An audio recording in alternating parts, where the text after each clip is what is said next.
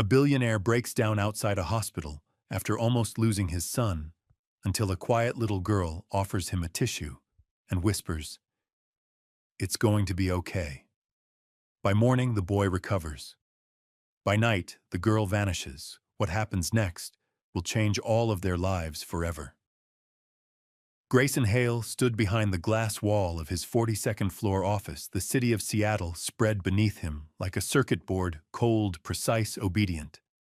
Rain traced thin lines down the window, blurring the lights below into soft, trembling stars. He adjusted his tie. Once, twice, a habit.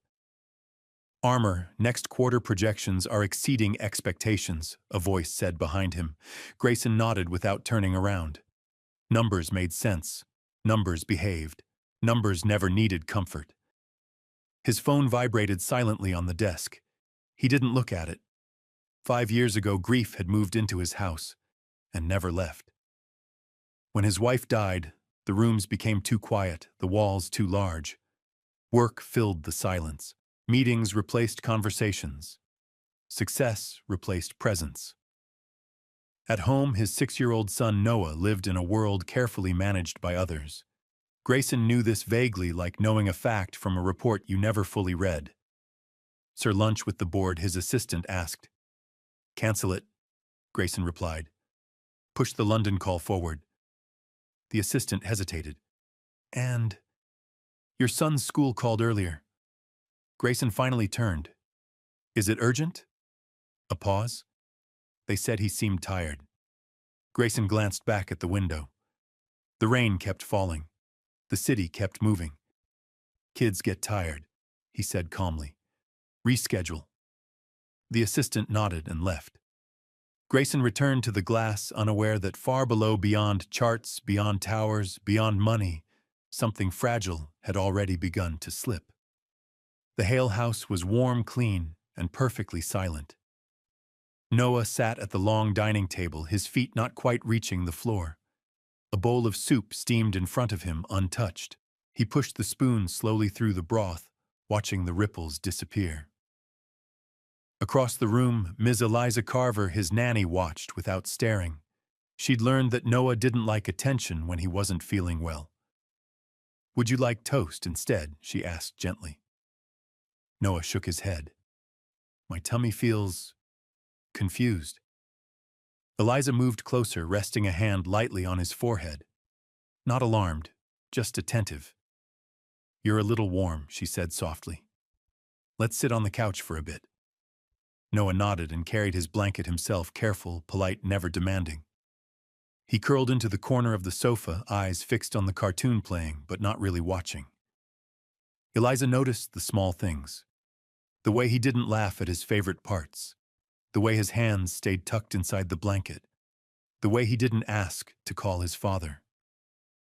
An hour later, Noah leaned against her shoulder. "Miss Carver," he whispered. "Yes, sweetheart. If I fall asleep. Can you wake me up later? Of course. If Daddy calls, tell him I'm okay." Eliza felt a tightness in her chest. "Why wouldn't you tell him yourself?" she asked gently. Noah thought for a moment, then answered with quiet certainty. "He's very busy. I don't want to bother him." Eliza looked down at the small boy who had already learned how to disappear politely. By late afternoon, Noah's fever had climbed higher, and this time Eliza didn't wait. The conference room buzzed with confident voices and polished certainty. Grayson Hale sat at the head of the table, fingers steepled, eyes sharp. The deal was closing. The numbers aligned perfectly. His phone vibrated. Once. He ignored it. Again. Still ignored. He had rules. Meetings were sacred. Interruptions were weakness. The phone vibrated a third time. Grayson's jaw tightened. "Before we finalize," he began. The phone vibrated again and again. Grayson glanced down. 8 missed calls. Ms. Carver. His chest tightened before his mind could catch up. "Excuse me," he said abruptly, standing. Chairs scraped the floor, voices stopped. He stepped into the hallway and called back. She answered immediately. Mr. Hale, Eliza said, calm but urgent. It's Noah. Grayson's grip tightened on the phone. What happened? He has a very high fever, she said. He's confused. He keeps asking for his mother. Grayson's breath caught. Is he scared? A pause. Just long enough. He's very quiet, Eliza said, and that worries me. Grayson didn't ask another question. Take him to St. Bridget Medical Center, he said, already walking. I'll be there.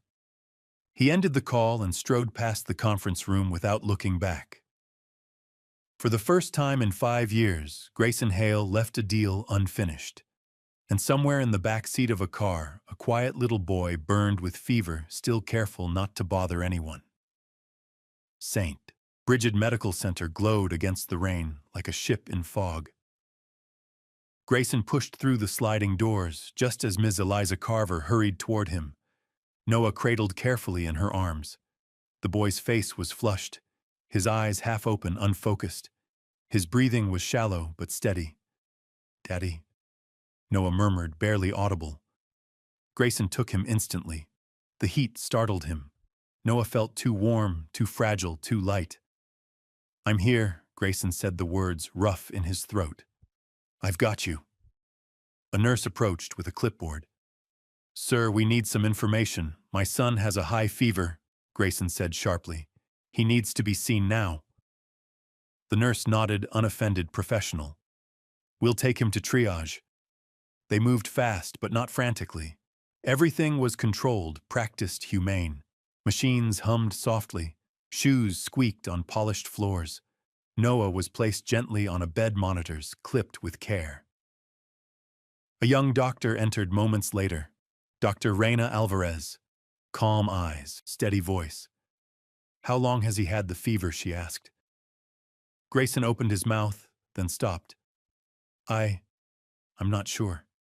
Any pain before today? I wasn't home. Any allergies? Grayson swallowed. I don't know. Each answer felt like a quiet failure. Miss Carver stepped forward.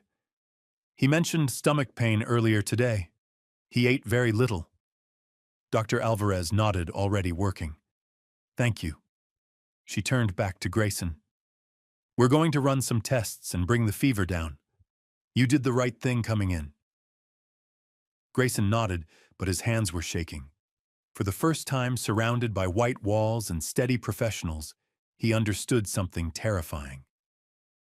Money couldn't answer these questions. Noah was admitted for observation. Nothing dramatic, no alarms, just seriousness. An IV line was placed gently. Fluids flowed slowly. The room filled with the soft rhythm of machines doing their quiet work. Grayson sat beside the bed holding Noah's hand. It fit entirely inside his palm. Dr. Alvarez returned with results. Your son has a significant infection, she said evenly. We've started treatment. We caught it in time. In time, Grayson repeated. She met his eyes. We'll keep a close watch tonight. When she left, the room felt larger, emptier. Noah stirred slightly, eyes fluttering open. He looked at Grayson as if surprised to see him there. Daddy, he whispered. I'm here, Grayson said immediately. I'm not going anywhere. Noah seemed to consider that. His grip tightened just a little. Okay, he murmured and drifted back to sleep. Miss Carver stood quietly by the window. He didn't want me to call you earlier, she said softly. Grayson looked up. Why Eliza hesitated, choosing her words carefully. He said you were busy. He didn't want to interrupt. Grayson leaned back in the chair, staring at the ceiling. Busy. He had built an empire around that word. Hours passed. Nurses came and went. The fever slowly began to respond. Noah slept, breathing steadier now. Near midnight, Grayson rested his forehead against the edge of the bed. I should have noticed, he whispered. I should have been there. No one answered, but the questions stayed. What else had he missed? What else had Noah learned not to ask for? Grayson closed his eyes, still holding his son's hand, and waited for morning, afraid of what it might bring and more afraid of what it might take away. The night stretched long and thin. Grayson didn't leave the chair beside Noah's bed. Not for coffee, not for air. He watched the rise and fall of his son's chest, like it was the only thing anchoring him to the world. At some point, Noah shifted, his brow furrowed, his lips parted. "Mom," he whispered. The word landed softly and shattered everything. Grayson's chest tightened. He leaned forward. "I'm here, buddy," he said quietly. "Dad's here." Noah's eyes opened just enough to see him. For a moment, confusion crossed his face.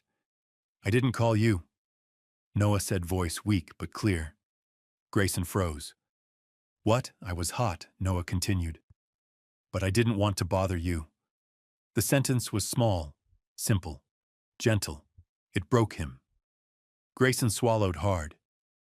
"You can always bother me," he said, his voice trembling. "Always." Noah frowned slightly, as if trying to understand something new. "You're really here?" he asked. "Yes," Grayson said, without hesitation. "I'm really here," Noah nodded, once satisfied. His eyes closed again. Grayson sat back, tears burning behind his eyes. Not loud, not dramatic, just steady, unstoppable regret. He stayed like that for a long time. When the nurse came to check the monitors, she smiled reassuringly. "He's responding well." "Thank you," Grayson whispered. Sometime after midnight, Grayson stood carefully, easing his stiff legs. He needed air. Just a moment. He looked once more at Noah, peaceful now, safe, protected. "I'll be right back," he said, even though Noah couldn't hear him. Grayson stepped out of the room, walking slowly down the quiet hallway past sleeping patients and dim lights. Outside, the rain waited, and with it a moment that would change everything. The hallway outside Noah's room was quiet in the way hospitals are quiet at night. Not silent, but hushed, respectful. Lights dimmed, footsteps softened. The world slowed its breathing. Grayson stepped back inside after a moment, rain still clinging to his coat. Noah lay peacefully now, color slowly returning to his cheeks. The machines beside the bed hummed in steady reassurance. Grayson sat down again, exhaustion settling deep into his bones. He reached for Noah's hand. Small, warm, trusting. Noah stirred. His eyelids fluttered as if waking from a dream he wasn't sure he was allowed to finish. "Dad," he whispered. Grayson leaned forward instantly. "I'm here." Noah looked at him for a long moment, studying his face as if confirming something important. "I didn't call you," Noah said quietly. Grayson felt a chill run through him. "What do you mean?" Noah swallowed. His voice was weak but clear. "I didn't want to bother you." The words were simple, gentle, almost polite.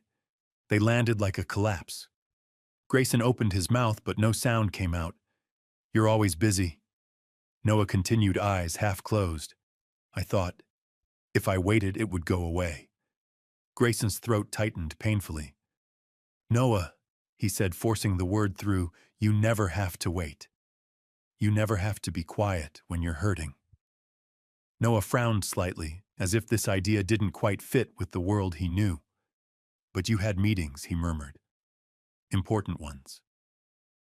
Grayson closed his eyes. In that moment, he understood something devastating his son had learned: to measure pain against calendars, to weigh discomfort against schedules, to shrink himself so his father wouldn't be inconvenienced. Grayson leaned down, resting his forehead against Noah's blanket. "I'm sorry," he whispered. "I was wrong. About everything." Noah's fingers tightened around his. "You're here now," Noah said, almost as a question. "Yes," Grayson answered immediately. "I'm here, and I'm staying." Noah nodded once, reassured. His breathing evened out again, and he slipped back into sleep. Grayson remained bent over the bed, unmoving. He didn't cry loudly. He didn't collapse. The pain came quietly, deep, heavy, unmistakable. For the first time since his wife died, Grayson Hale wasn't afraid of losing control. He was afraid of having already lost too much. Grayson stepped outside the hospital again, this time without a destination. The rain met him immediately, cold, steady, cleansing. It soaked through his coat, darkened the pavement, blurred the streetlights into long streaks of gold and white. He leaned against the brick wall and finally let himself breathe.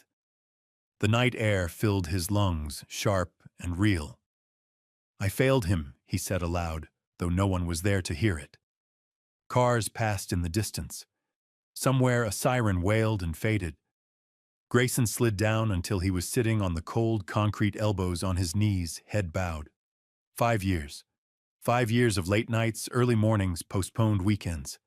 5 years of telling himself he was providing, protecting, doing the responsible thing. And all the while his son had been learning how to disappear quietly. "How did I miss it?" Grayson whispered. He saw Noah at the dinner table pushing food around. Noah in the living room watching cartoons without laughing. Noah going to bed without asking for a story. He had been there, but not present. Tears came then, not dramatic, not violent. Just steady, helpless drops that mixed with the rain and vanished as quickly as they fell. "I don't know how to do this," Grayson admitted. "I don't know how to be what he needs." He pressed his hands to his face, shoulders shaking once, then stilling. That was when he noticed her. A small figure stood several steps away under the glow of a streetlight near the hospital entrance. She wasn't close enough to intrude. She wasn't far enough to be invisible. She wore a light jacket that was a little too big, sleeves covering her hands. Her hair was slightly messy, dark curls catching the rain. She stood calmly, as if waiting for something she wasn't in a hurry to claim. Grayson looked up, startled. The girl met his gaze without fear. "Sir," she said softly. Her voice was gentle, steady, far steadier than his. Grayson wiped his face quickly, embarrassed. "I'm sorry. I didn't mean to." She stepped closer, stopping a respectful distance away. "It's okay," she said simply. "Grown-ups cry too." That sentence, spoken without judgment, without pity, hit him harder than anything else that night. She reached into her pocket and pulled out a folded, slightly worn tissue.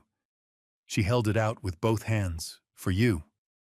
Grayson stared at it, then at her. "Thank you," he said automatically, taking it. "It's going to be okay," the girl added with quiet certainty. Grayson let out a shaky breath. "How do you know?" She smiled, not wide, not bright. "Just calm." "Because you stayed," she said. "Most people don't." Before Grayson could ask another question, before he could even think of what to say, the girl stepped back. A nurse passed by the entrance, pushing a cart. When Grayson looked again, the girl was gone. Grayson stood frozen, the tissue still clenched in his hand. He looked left, right. There was no sign of her. No footsteps retreating, no shadow slipping away.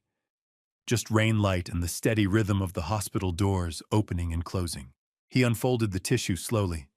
It was clean, carefully kept. Soft from being folded and refolded many times. Real. Grayson pressed it to his face, breathing in deeply. It smelled faintly of soap, cheap soap, maybe, but comforting.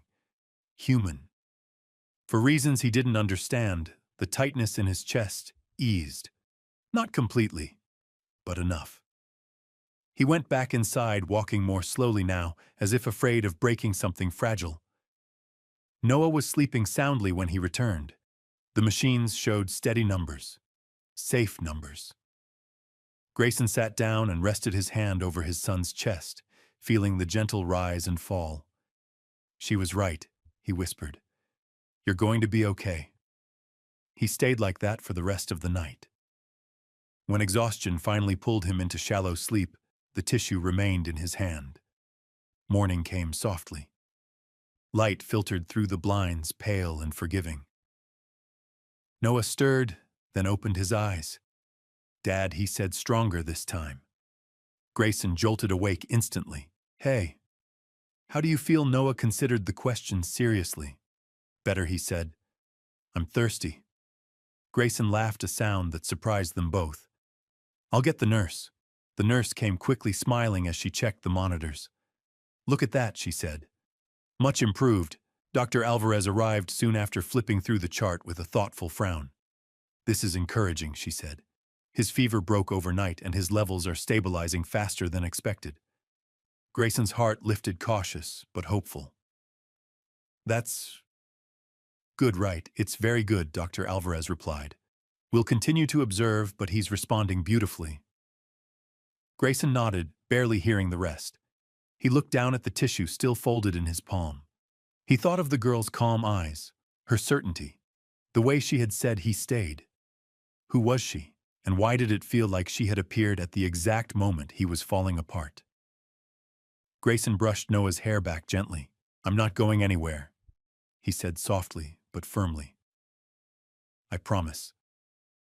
Outside, the rain finally began to slow, and somewhere in the city, a quiet little girl continued on, unaware that her small act of kindness had already begun to change 3 lives forever.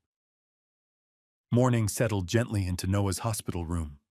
The harsh white of the night softened into pale gold as sunlight filtered through the blinds. Grayson woke with a stiff neck and a slow, unfamiliar calm. The tissue was still in his hand. He hadn't dropped it. Noah stirred, stretching slightly. "Dad," he said, clearer than before. Grayson leaned forward instantly. "I'm here." "How do you feel?" Noah blinked, considering. "Not hot anymore." Grayson let out a breath he felt like he'd been holding for days. The nurse entered with a quiet smile, checking the monitor. "Temperature is normal," she said. "Heart rate looks great." The screen glowed green, steady, reassuring. No alarms, no red warnings. Dr. Alvarez arrived moments later, joined by another physician. They reviewed charts together, exchanging glances that carried cautious surprise. "This turnaround is impressive," Dr. Alvarez said. "We'll continue observation, but he's responding faster than we usually see." Grayson nodded, careful not to celebrate too soon.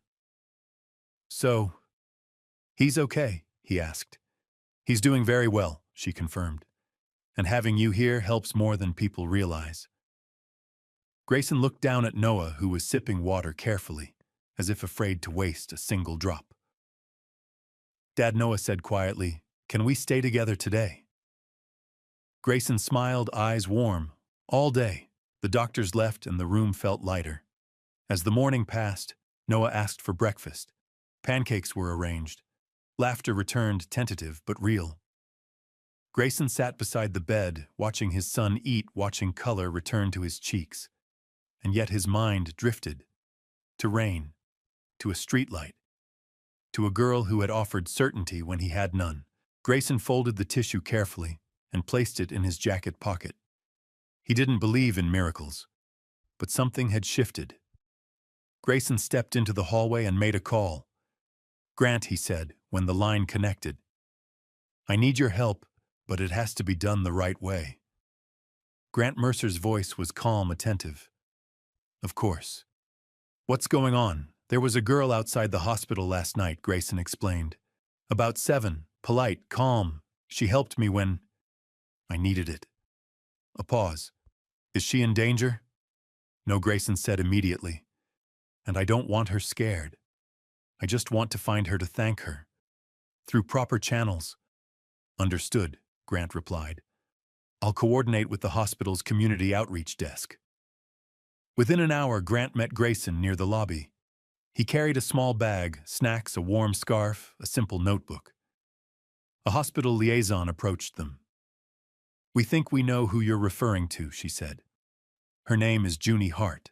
She checks in with us sometimes. She's connected to a temporary housing program." Relief washed over Grayson. "She's safe?" he asked. "Yes," the liaison said gently. "She's looked after." They found Junie sitting on a bench near the atrium, window legs swinging slowly. She held a paperback book upside down, humming softly to herself. She looked up as they approached. Her eyes widened just a little. "Your boy," she said. "Is he better?"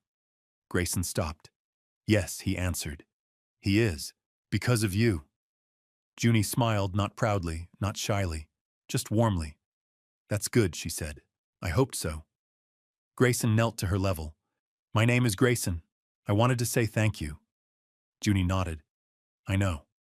Grant watched quietly from a respectful distance. Junie closed her book. "You stayed," she said again. "That's why he's better." Grayson didn't correct her. They sat together near the window. Rain tapped softly against the glass. People passed by, unaware that something delicate was unfolding. Grayson offered Junie a snack from the bag. She accepted it politely, unwrapping it with care. "Thank you," she said, taking small bites. "I like to make it last." Grayson felt something twist in his chest, but he kept his voice steady. "Junie," he said, "is there anything you need?" She thought for a moment, then shook her head. "I'm okay." Grant shifted slightly, ready to step in if needed, but Junie continued calmly. "People usually try to give me money," she said. "That makes things complicated." "I understand," Grayson replied. Junie looked at him, studying his face the way Noah had the night before. "You're different now," she said. Grayson blinked. "Different how you're quieter," she explained. "But not gone." The words landed gently and deeply. Grayson took out a card. "If you ever feel confused or need help, this number goes to people who care. And this one goes to me." Junie took the card carefully, as if it were something fragile. "Okay," she said. A silence settled, not awkward, not heavy. Junie stood. "I should check in," she said, nodding toward the outreach desk. Before leaving, she paused. "Your boy," she said. "He doesn't like being alone." Grayson swallowed. "I know." Junie smiled. "He won't be anymore." She walked away, light steps, steady back. Grayson watched until she disappeared into the flow of the hospital. He didn't know how yet, but he knew this wasn't the end. It was the beginning. Junie didn't walk away like someone fleeing. She walked away like someone who knew exactly where she was going. Grayson watched her disappear toward the hospital's community outreach desk, where a staff member greeted her with a familiar nod. That detail should have made him relax, proof she was safe, seen, accounted for. But it didn't. Because the feeling in his chest wasn't fear. It was recognition. He returned to Noah's room, but he couldn't settle. His body stayed in the chair. His mind kept drifting back to Junie's calm voice and the way she said, "You're quieter now, but not gone." Noah was sitting up, coloring with thick markers a nurse had brought. He looked small in the big bed, but his eyes were clearer. Present.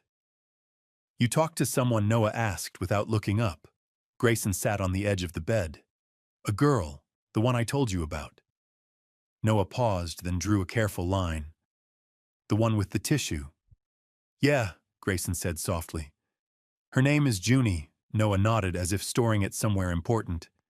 "Is she nice?" "She's—" Grayson searched for the word. "Steady." Noah's shoulders relaxed. "Steady is good." Grayson smiled at that, his child sounding older than 6. It wasn't cute anymore. It was heartbreaking. Dr. Alvarez arrived with updated results. "He's improving across the board," she said. "We'll keep him overnight just to be safe, but this is excellent." Grayson thanked her. When she left, Noah looked up. "Dad?" he asked quietly. "Yes. If I get sick again." Noah hesitated, eyes flicking down to his coloring page. "Should I tell you right away?" Grayson's breath caught. He nodded. "Always. You can wake me up, call me, interrupt me. You can do all of it." Noah studied his face as if testing whether this rule would hold. "And you won't be mad?" Grayson reached out and covered Noah's small hand with his own. "I'll never be mad at you for needing me." Noah nodded slowly, like he was learning a new language. Later, when Noah fell asleep, Grayson slipped out to the corridor again and found the outreach liaison, an older woman with kind eyes and a badge that read, "Community Services." "Junie Hart," Grayson said. "I want to help her.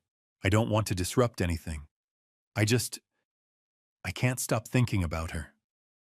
The liaison listened carefully, professional and warm. "Your concern is understandable," she said. "But Junie's situation is handled with care. If you want to support, there are safe ways to do it. How donations to her program, a sponsorship for school supplies, or if you're thinking bigger, there are processes, evaluations, time." Grayson nodded. "Whatever the right way is." The liaison's eyes softened. "Most people want to fix things fast," she said. "Junie doesn't respond to that. She responds to consistency. Consistency." Grayson swallowed. He had built his life around speed. Now he had to learn the power of staying. Noah's second night in the hospital was quieter. Not because the danger had increased, but because the tension inside Grayson had shifted.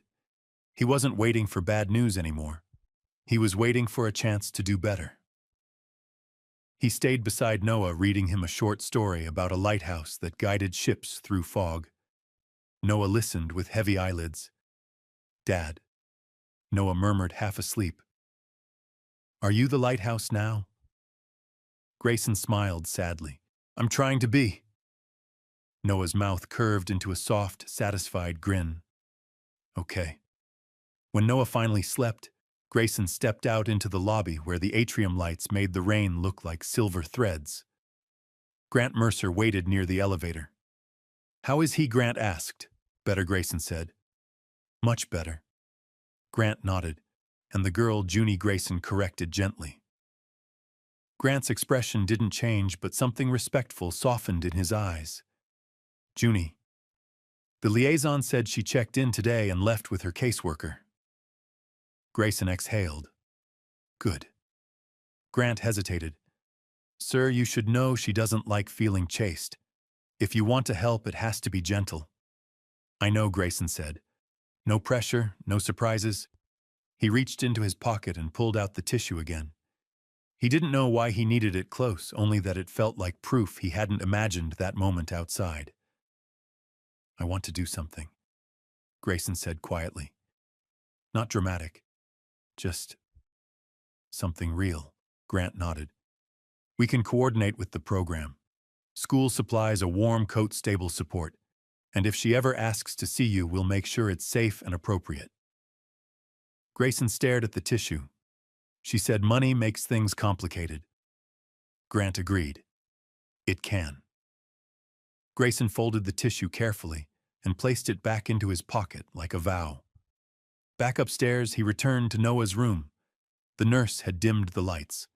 The monitor's soft glow filled the space with steady reassurance.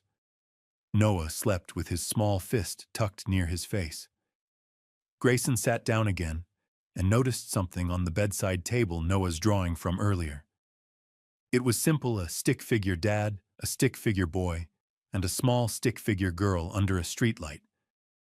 Above them, Noah had colored a huge yellow circle meant to be a moon, and beside it, he'd written with crooked letters, "Stay." Grayson's throat tightened. He picked up the drawing carefully, as if it could shatter. He realized then that Junie hadn't only affected him.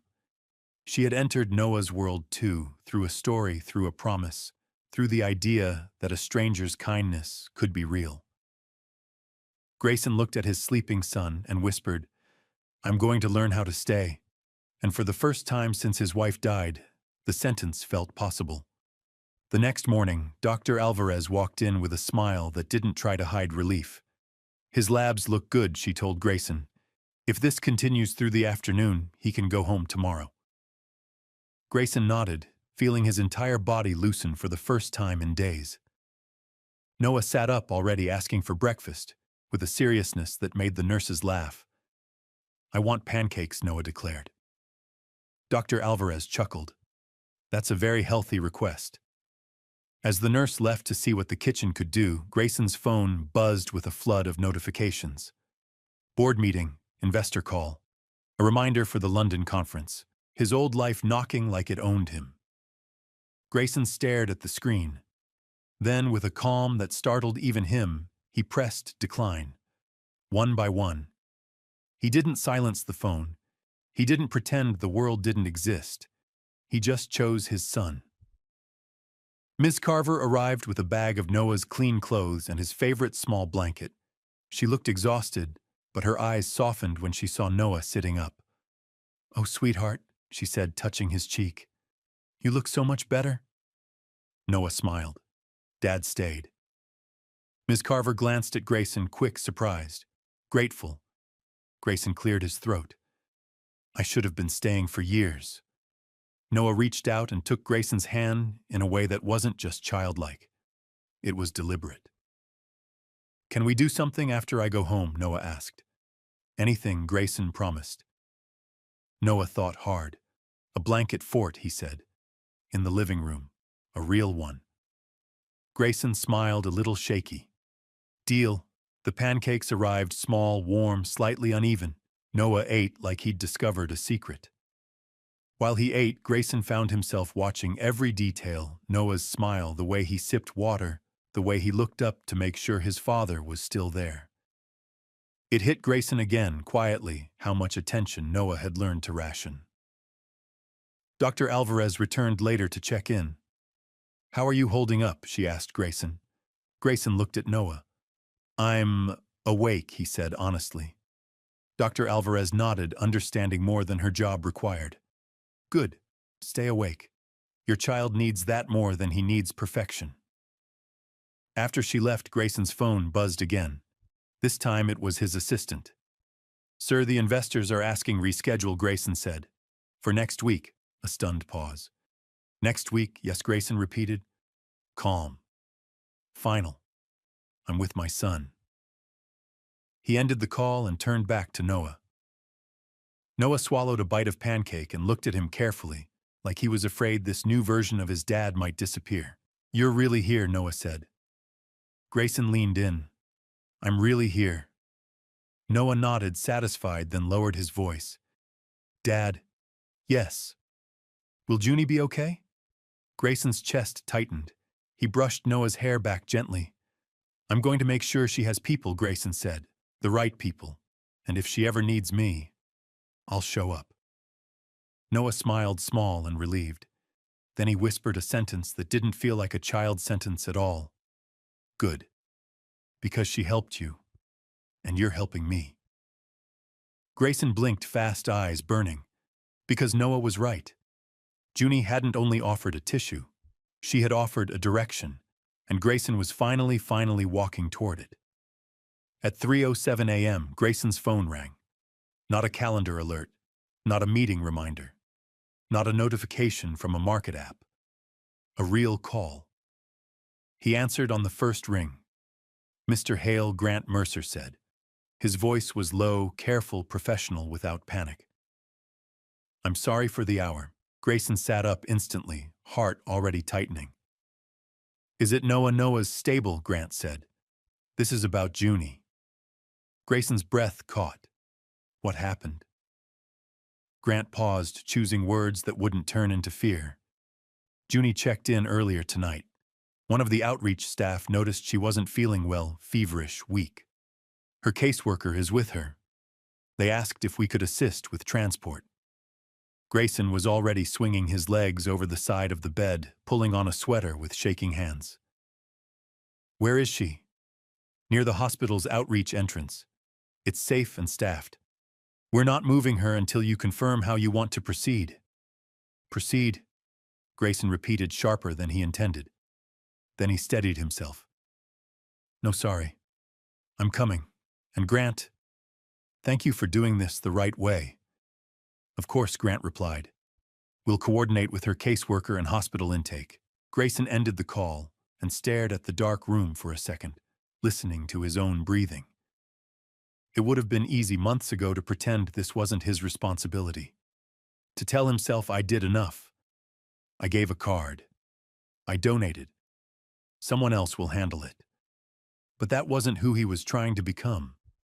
He drove through empty streets, Seattle's rain-slick roads reflecting traffic lights like spilled paint. The city looked different at this hour, less like a machine, more like a quiet place where lives kept happening, even when offices were asleep. At St. Bridget, Grant met him by the side entrance. A caseworker stood nearby wearing a lanyard and holding a clipboard. Calm, present, in control. "This is Junie's caseworker, Ms. Dana Brooks," Grant said. "Dana, this is Mr. Hale." Dana nodded. "Thank you for coming. Junie doesn't usually accept help from unfamiliar adults. She mentioned you by name." Grayson's chest tightened. "Where is she?" "Just inside," Dana said. "She's sitting. She's alert, but she's clearly not feeling well. We want to get her checked medically and keep everything documented." Grayson nodded. "Yes. Whatever she needs. Whatever's appropriate." They stepped through the door. Junie sat on a bench under warm lights, her jacket pulled close. Her face was pale, but her eyes lifted immediately when she saw him. "Sir," she whispered. Grayson crouched to her level, careful not to crowd her. "Hey, Junie." She tried to smile. It barely formed. "You came," she said, like it was a fact she needed to confirm. Grayson's voice softened. "I promised I would." Junie blinked slowly. "Okay," she murmured and leaned slightly toward Dana's shoulder. Not collapsing, not dramatic, just letting herself be helped. And Grayson realized that was the bravest thing he'd seen all week. They brought Junie into the hospital the same way they brought Noah. Not as a secret, not as a rescue fantasy, but as a child who deserved care properly, respectfully, with adults doing their jobs. Dana spoke to intake with a calm efficiency. Grant stayed back, giving space. Grayson remained near Junie, close enough to be reassuring, far enough not to overwhelm. A nurse approached with a gentle smile. "Hi, Junie. I'm going to take your temperature, okay? Dana will stay right here." Junie nodded. Grayson watched the small motions, the nurse's careful hands, Dana's steady presence, Junie's quiet cooperation. Everything was normal in the best possible way. Safe. Dr. Alvarez entered a few minutes later, eyebrows lifting slightly when she recognized Grayson. "Mr. Hale," she said softly, not judgmental. "Curious, you've had a difficult week?" Grayson swallowed. "This is Junie. She helped me the other night. She's not feeling well." Dr. Alvarez's attention shifted fully to Junie. Her tone became warm and simple, the way good doctors speak to children with respect. "Hey there," she said. "Can you tell me what feels off?" Junie hesitated, then answered quietly. "I feel floaty and hot." Dr. Alvarez nodded as if Junie had described the weather. "Okay, we can handle that. We'll check your temperature, make sure you're hydrated, and see what your body needs." Junie's eyes flicked to Grayson for a second. He understood immediately she wasn't asking for permission. She was checking whether she was allowed to be cared for. Grayson leaned in slightly. "You're allowed," he said gently. "You don't have to be tough tonight." Junie's gaze softened. The tiniest exhale left her. Dana stepped in, voice clear. "I'll sign all the necessary paperwork. Junie is under my supervision. Mr. Hale is here as support." Dr. Alvarez nodded. "Perfect. Thank you." Tests were done quickly, nothing dramatized, no frightening details. Just a child being assessed and comforted. A warm blanket appeared, a cup of water, a quiet room. When Junie was settled, Dr. Alvarez spoke to Grayson and Dana in the hallway. "Her symptoms are consistent with a common viral illness," she said. "Treatable, manageable. The bigger concern is that she's been running on empty. She needs rest and steady nutrition." Grayson looked down, guilt pressing again. "Can she stay overnight?" "Yes," Dr. Alvarez said, "and she'll be safe here." Grayson nodded, then turned back toward the room. Through the small window he saw Junie sitting upright, blanket wrapped around her shoulders, Dana at her side. Junie wasn't alone anymore. And Grayson realized that was the true miracle, not speed, not money, not luck. Just presence. Junie didn't sleep immediately. She lay under the blanket, eyes open, watching the ceiling, like it might give her instructions. The room was quiet, except for the soft hum of hospital air. Grayson sat in the chair beside her bed, the same kind of chair he'd slept in beside Noah. His body remembered the discomfort, His heart remembered something else. Dana stepped out briefly to update outreach records and return calls. Grant remained somewhere nearby, respectfully out of sight. For a few minutes, it was just Grayson and Junie. He didn't rush into questions. He didn't fill the air with speeches. He simply stayed. Junie turned her head slightly. "Your boy," she said. Noah Grayson replied. "He's better." Junie's eyelids fluttered. "Good." A pause. Then Junie asked very softly, "Do people stop caring when you feel better?" The question didn't sound accusing. It sounded like a child trying to understand a pattern. Grayson's throat tightened. He kept his voice steady. "Some people do," he admitted. "Because they think the emergency is over, so the story ends." Junie blinked slowly. "That happens." "I know," Grayson said, "but that's not how it's going to be now." Junie's eyes searched his face. Not for charm, not for performance, for truth. "What if I'm not useful?" she whispered. Grayson felt something crack open in his chest. "You don't have to earn care," he said gently. "You're a kid. Kids don't owe the world anything." Junie stared at the blanket, fingers rubbing the edge of it like she was counting invisible stitches. "I don't like being trouble," she murmured. Grayson leaned forward slightly, keeping his posture soft. "Junie, listen to me. You're not trouble. You're a person." A long silence. Junie's breathing slowed just a little. "You stayed with him," she said, voice smaller now. "That's why he got better." Grayson shook his head, eyes wet. "He got better because doctors did their jobs and because his body fought hard. I stayed because I should have been staying all along." Junie's lips pressed together. For a second, she looked like she might say something else, something deeper. But she didn't. Instead, she asked the safest question she could find. "Will you go back to work tomorrow?" Grayson understood the real question underneath it. He answered the real one. "I will work," he said. "But I won't disappear. I'll be present. For Noah. And if you and Dana allow it, for you too." Junie's eyes softened. She didn't smile wide. She just nodded once, like she'd placed a fragile hope somewhere inside herself. Dana returned quietly, pausing at the door when she saw Junie calmer. Grayson stood. "I'll let her rest," he told Dana softly. Dana nodded. "Thank you for being steady." Grayson looked back at Junie one last time. She had turned toward the pillow, eyes finally closing. As if for the first time in a long time, she believed that care could last longer than the emergency. Junie was discharged 2 days later. Nothing dramatic, no rush, just paperwork, warm instructions, and a quiet sense of completion. Grayson brought her back to the hospital room where Noah was packing his small backpack, supervised closely by Ms. Carver. When Noah saw Junie at the door, his face lit up in pure, uncomplicated relief. "You're okay," Noah said. Junie nodded. "You are too." They stood there for a second, unsure how to bridge the space until Noah did what came naturally. "Do you like blanket forts?" he asked. Junie blinked, then smiled. "I think so." That was all it took. They sat on the floor while Grayson and Ms. Carver talked quietly with Dana, Junie's caseworker. Everything was transparent, planned, responsible. Junie didn't cling to Grayson. Noah didn't cling to Junie. But something gentle formed between them anyway, a shared understanding of quiet rooms and waiting too long to speak. Before leaving, Noah tugged lightly on Grayson's sleeve. "Dad," he whispered. "Yes, Junie listens," he said simply. Grayson felt the truth of it settle in his chest.